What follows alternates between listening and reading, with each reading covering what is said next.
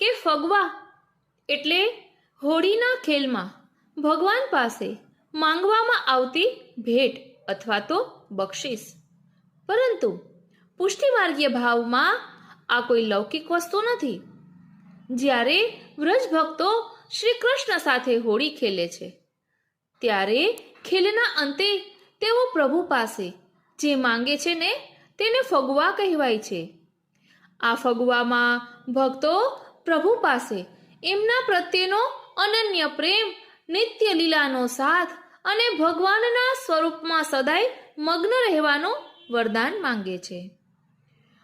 હોળી ખેલનું આંતરિક ભાવ દર્શન કરશું તેમાં સમજાશે કે આ ખેલ એ માત્ર રંગો ઉડાડવાની પ્રક્રિયા નથી, પણ આત્મા અને પરમાત્માના મિલનનો મહોત્સવ છે.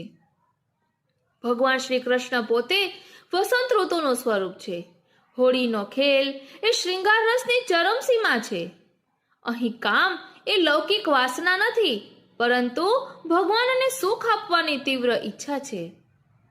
ખેલ દરમિયાન ભક્તો ભગવાનના ઐશ્વર્યને ભૂલીને એમની સાથે એટલા બધા એકાકાર થઈ જાય છે કે તેમને પોતાની પણ સુધબુધ રહેતી નથી.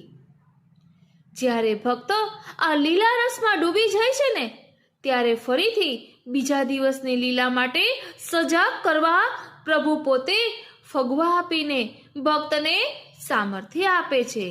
આવા પ્રભુ કૃપાળુ છે. ઠાકોરજી ગોપીઓને ફગવા આપે છે જેથી તેઓ ફરીથી ચેતનામાં આવે અને પરસ્પર પ્રભુના સુખનું વર્ણન કરી શકે. આ ખેલ ભક્તિની પ્યાસ વધારનારું છે.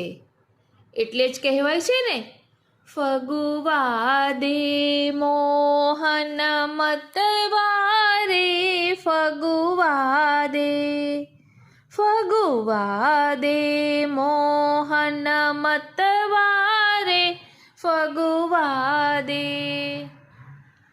આ પંક્તિનો ભાવ જ એ છે કે હે કૃષ્ણ, તમે અમને એવો પ્રેમ આપો કે અમે તમારી લીલામાં સદાય ડૂબેલા રહીએ.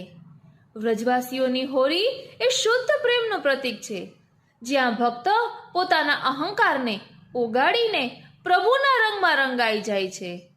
તો ચાલો હવે આ ફગવાના ભાવને અને શ્રી કૃષ્ણના પ્રેમ વચનોને સુંદર રીતે સમજીએ અને લીલા રસમાં તરબોળ થઈએ.